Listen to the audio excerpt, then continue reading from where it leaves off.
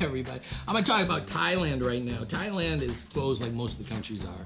So right now, let me go talk about Cambodia. Cambodia, you have to have your visa done before.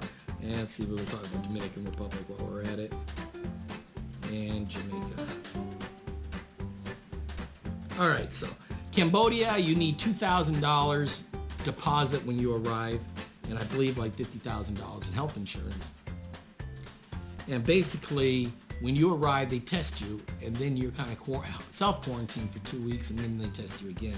After the 2 weeks is up, then you get your money back minus your expenses. If somebody on the plane, this is the reason why I really do not want to travel there, is caught with the corona, then it winds up that you have to go into quarantine itself for 2 weeks, and then there you just lost about $1,000. So the Dominican Republic's about the same, except you do not need a deposit. You need a letter from the doctor, 2 forms. One's like a health certificate from the doctor, and one is a proof that you took a shot 72 hours before you left. Same thing with Cambodia, Jamaica, Thailand. You have to show that you have been tested and you're negative. When you get there, they'll test you again, and then you go to your hotel, and I think they test you a few times. So you have to be tested before you leave. Jamaica, you have to ask permission from the government. The government will have you sign a health certificate, and when you arrive, they'll test you. And about 3 days before you go, they will actually email you, and you fill out the form. Then they'll give you the form to take with you to be able to get on a plane. Thailand has been experienced a big problem in the last year before Corona. Basically, what happened was a lot of the merchants there, merchants, the tourist attractions, have been jacking prices up against foreigners. There's a foreigner price and a local price. If you saw the video, if it hasn't been up yet, about me going to a waterfall and going on a boat ride, when I got there, it was like 10 baht, which is about 30 cents. It was either between 30 to 60 cents per person for a Thai, and $10 or $7 for a foreigner. And so I brought a whole bunch of people, and they were kind of laughing because they didn't realize this happens. And the girl that was taking the young lady who was taking the tickets, selling tickets, felt ashamed, and she wound up letting me go for the local price. But the prices have been getting high in Thailand. They actually have, on Beach Road, if you notice, there'll be some tents with some seats in there. You pay to sit down in those seats. And one day I went up to a lady because I wanted to eat. I said, how much just to sit down for 15 minutes? I just want to eat. She said, $10. I'm like, just for 15 minutes? I just want to eat. She goes, yeah, $10. You want to sit here or not? And I'm just like, I'm not going to sit there for $10. And all I want to do is just eat my lunch and just leave. I'm not going to be sitting there all day. She goes, well, that's the price. You pay $10 and leave. So a lot of prices are going way up. I saw one report of a lady that owned a bar. It was a bar, beauty salon, and something else, a restaurant. And she was paying over $10,000. This is a local, too, not a foreigner. She was paying over $10,000 a month in rent. So she actually had to charge very high prices.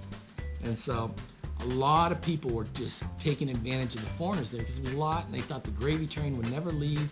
They just kept jacking prices up and jacking prices up and jacking prices up. So what happened was last year, before coronavirus hit, there was a drop in tourism because the government now said you can't stay in Thailand and do visa runs, which means you go to the border, you get a new visa, you come back. And people were doing that. So they stopped doing that. You had to leave the country.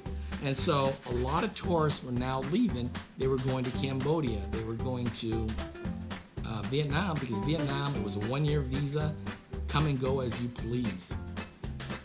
Cambodia, you could have got a 1-year visa, come and go as you please. But Cambodia, because some people were doing the same thing in Thailand and not getting their visa, they decided to fix that. You can only stay 3 months and you have to leave the country, then come back. So, like I said, there was dual pricing in Thailand.